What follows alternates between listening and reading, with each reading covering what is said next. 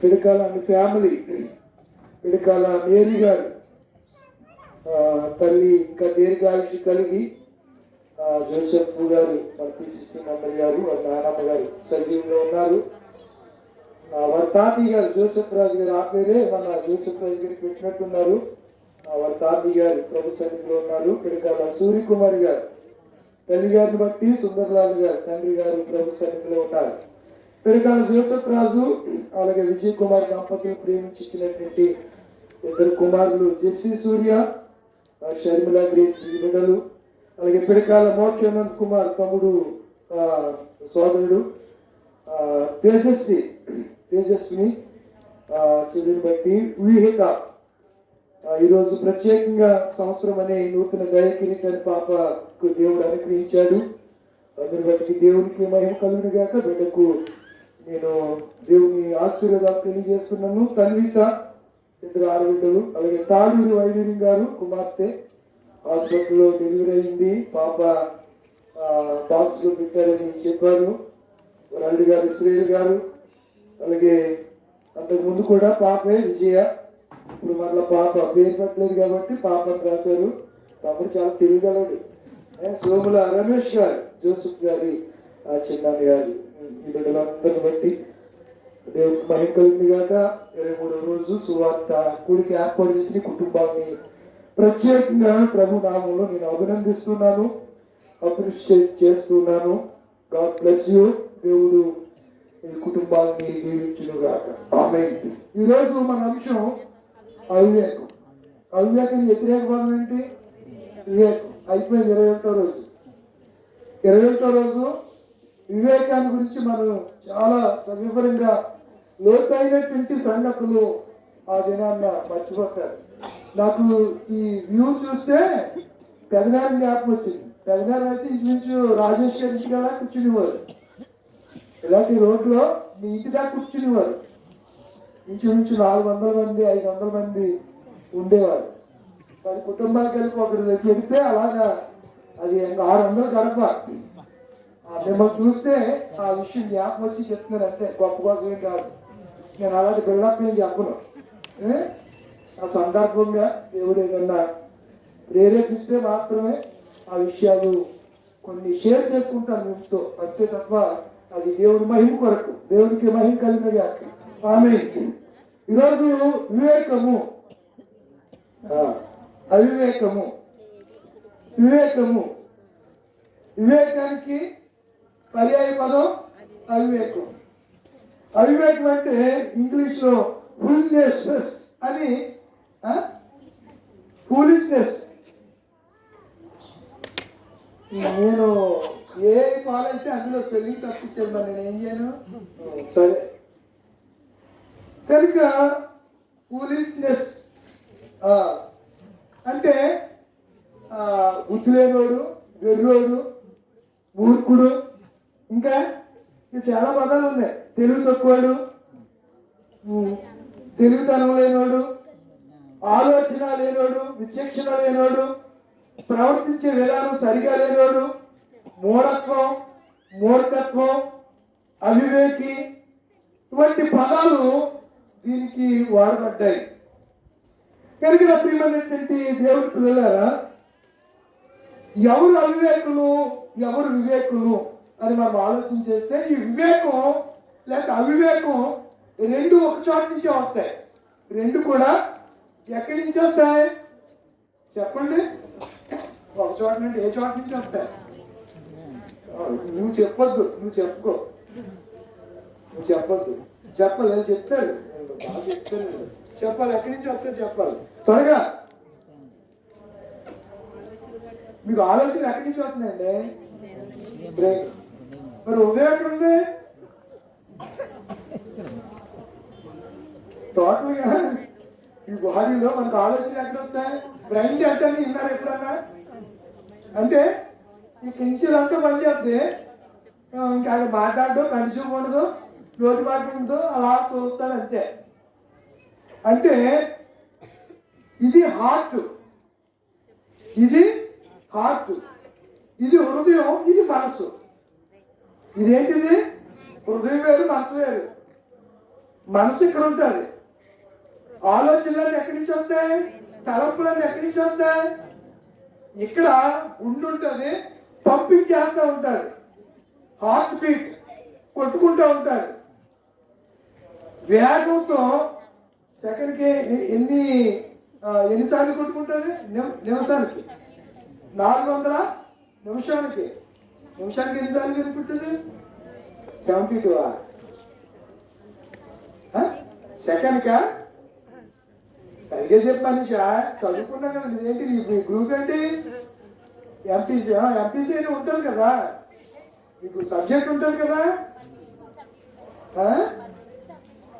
72 సెకండ్కా నిమిషానికి అన్నాను నేను. నిమిషానికి 72 సార్లు నిమిషానికి. నేను చూడలేదు.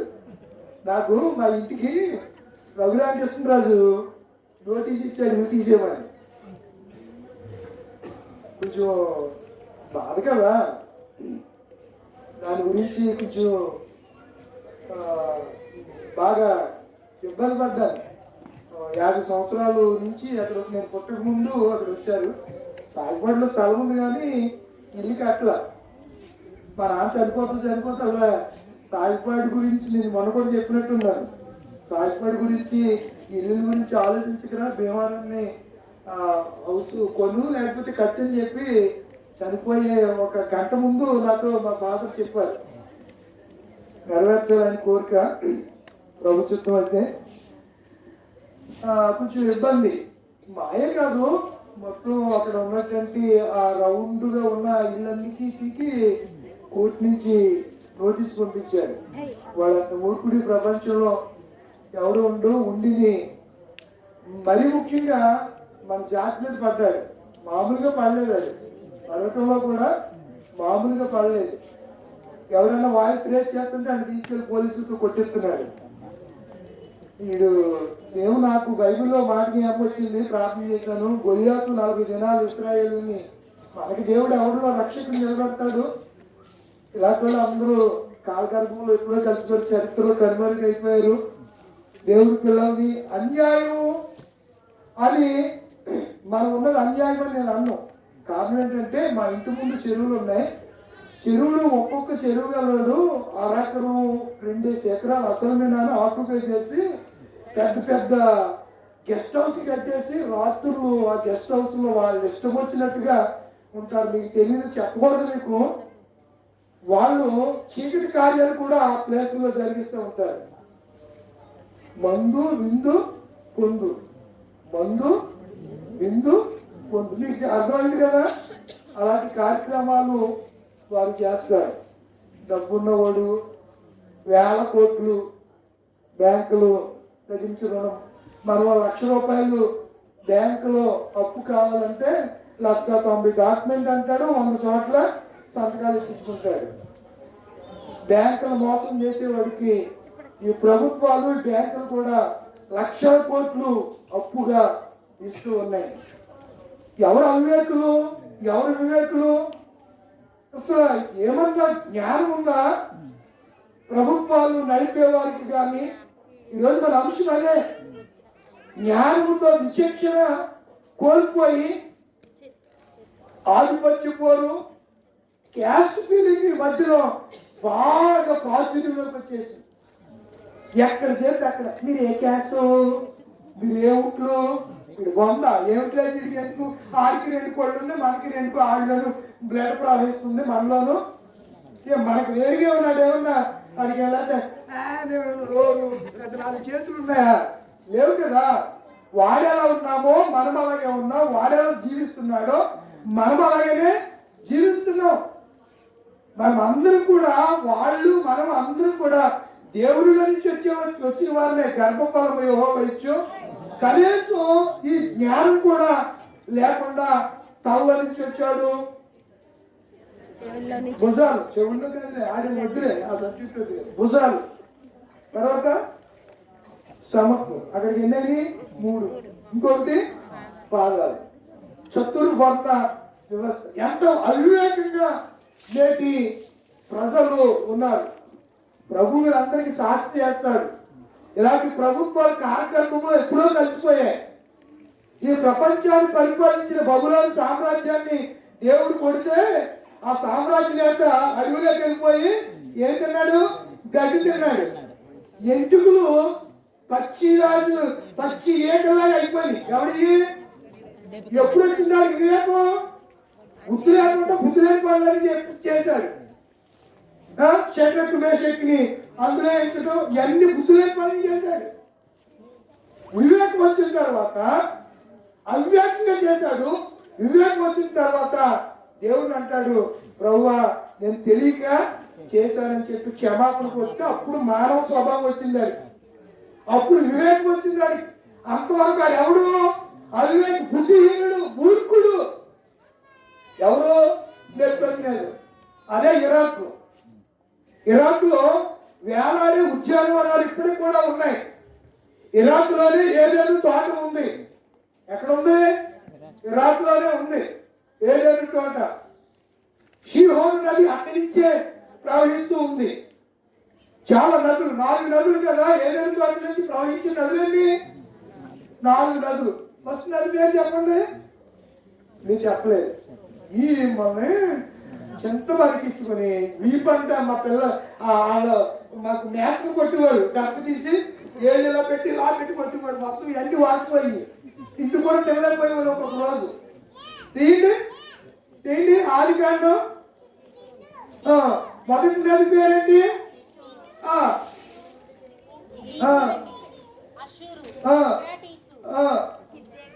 సిద్ధికేలు. ఫస్ట్ నది షీహోన్. చెప్పాను కదా నేను. ఫస్ట్ నది పేరు చెప్పాను.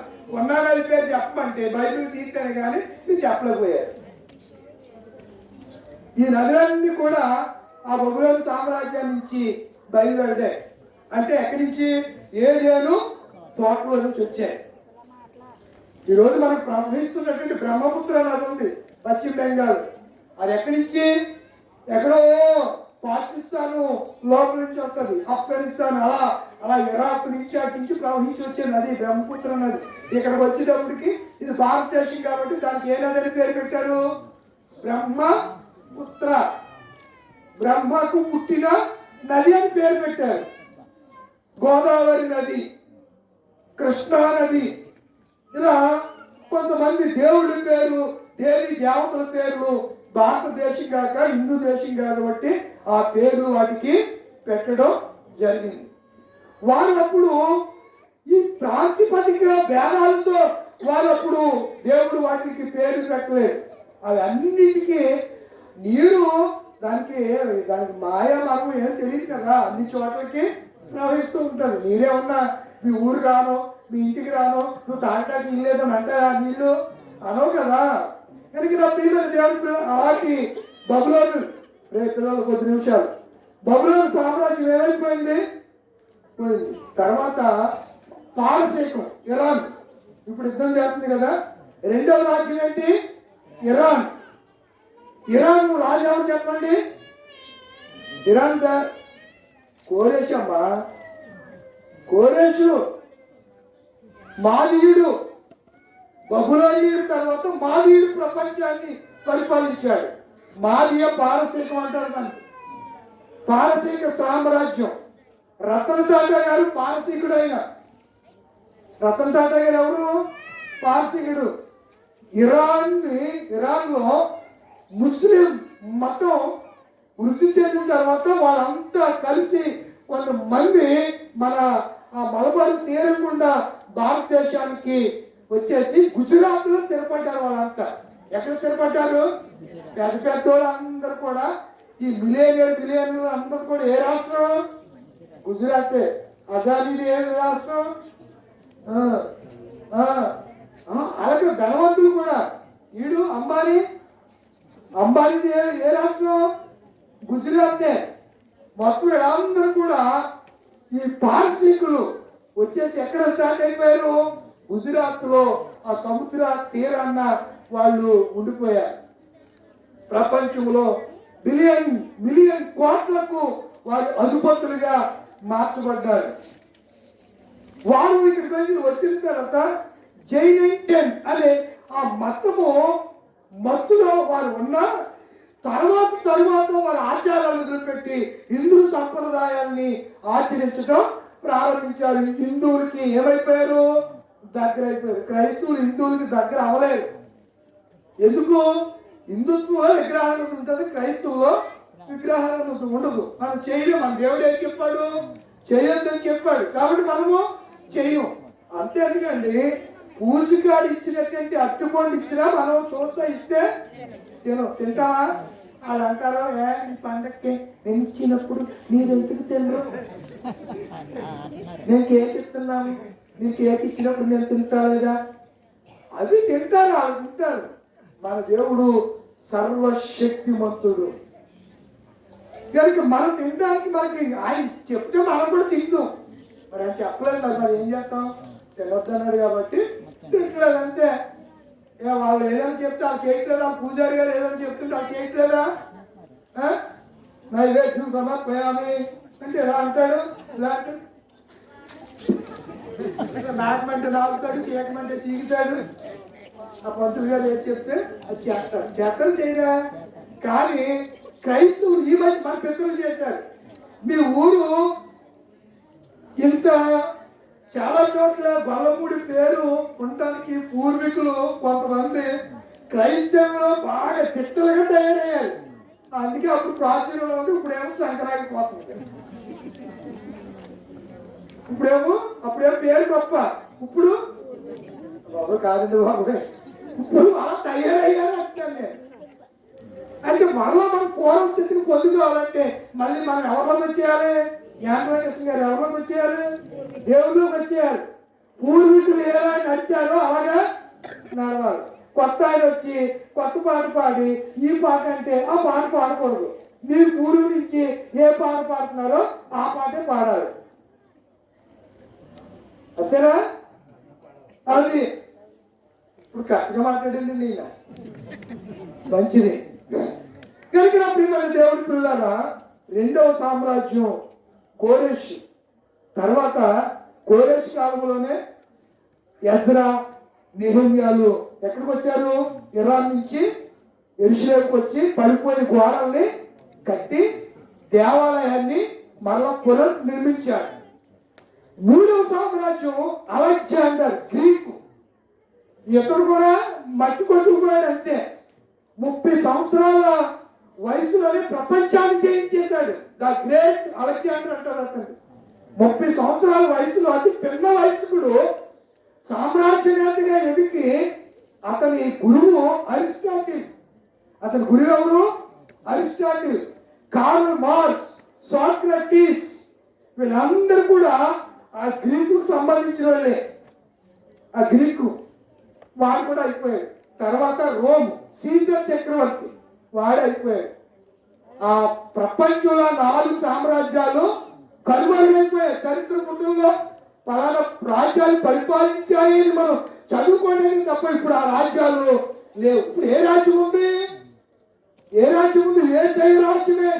ప్రపంచంలో ప్రతి చోట ఉన్నది యేసయ్య రాజ్యం. అంటే ఆయన సంఘం. ఆయన సంఘం ఎక్కడ ఉంటే అక్కడే ఆయన రాజ్యం. అంతే. సంఘమే ఆయన రాజ్యం. ఆయన రాజ్యంలో ఉన్న వాళ్ళు పిల్లలందరూ కూడా, సంఘంలో ఉన్న వాళ్ళందరూ ఆయన రాజ్యంలో ఉన్నట్టే. దేవుడు నామానికి మహిమ కలుగునుగా. ఆయన సంఘంలో ఉన్న వాళ్ళందరూ కూడా దేవుని రాజ్యములో ఉన్నారు. మనం ఇప్పుడు ఏ రాజ్యంలో ఉన్నాం? ఇదిగో పరలోక రాజ్యం సమర్పించింది వారి మనసు కనుక మన పితరులకి ప్రకటించబడ్డది. వాళ్ళు యేసుక్రీస్తు నమ్ముకున్నారు. అప్పటి వరకు మన పితరులు గొంతెలమ్మ పండుగ చేసేవారు, రాముడిని ఆరాధించేవారు. మన పేటలో రామాలయాలు ఉండేవి. గొంతెలమ్మ పండుగ చేసి మా పక్కనే కేశవర్మ ఉంది. ఇప్పుడు కూడా వాళ్ళు మట్టితో నందిబాబుని చేసి భుజాల మీద చచ్చిపోయిన ఎలా తీసుకెళ్తారు అలాగా అన్ని మీద ఎక్కించుకుని గొంతులు వేసుకుంటా, డప్పులు కొట్టుకుంటా తీసుకొచ్చి మా పెద్ద కాలం ఉంది కానీ ఉండి కాలం, ఆ ఉండి కాలంలో కలుపుతారు వాళ్ళు. ఇప్పుడు కూడా అంటే 1-2 కుటుంబాలు ఉన్నాయి. 1-2 కుటుంబాలే. ఇలా తాగేసిన వాళ్ళు అందరూ వెళ్ళి కేవలం మందు అయితే వెళ్ళి కష్టం బంతి అక్కడ దిగిదాకా మందు అయితే వాడికి అది ఏంటి తెలియదానికి. ఆ మందు ఏంటి ఉందిరే రారా కష్టం పెరుగుతామంటే ఆ డబ్బు చేస్తానికి కాలు కుదురుగా ఉండదు. నాగరాజు అని ఆడుతూ ఉంటాడు కానీ చెప్పు తన్నించుకుంటాడు, లేకపోతే అక్కడే గొడవలు వస్తూ ఉంటాయి. ఈరోజు పక్క బొరలు మొన్న ఒక ఆయన పడిపోయాడు అక్కడ మన మన మన సంఘం ఆయనే. మరి అలా ఉంటే ఎలాగా? మొత్తం ఇక్కడి నుంచి ఇక్కడ సిరిగిపోయింది. పలానా గుట్లో ఇంటి గుట్లో పడ్డాయంట. ఏ పేరు అని పేరు?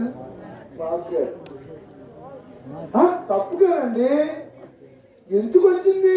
అలా తాకి పడిపోయి అసలు ఏదన్నా జరుగుతుంది జరగడానికి. గొలియాతు దావీదు ఎక్కడ కొట్టాడు? మరి సరిగ్గా పడి ఇక్కడ ఏదో పెంచబడింది అనుకోండి, మీ భార్య పిల్లలు ఏంటి, మీ బిడ్డల పరిస్థితి ఏంటి? ఈ ఆలోచించట్లేదండి, ఆలోచించట్లేదు.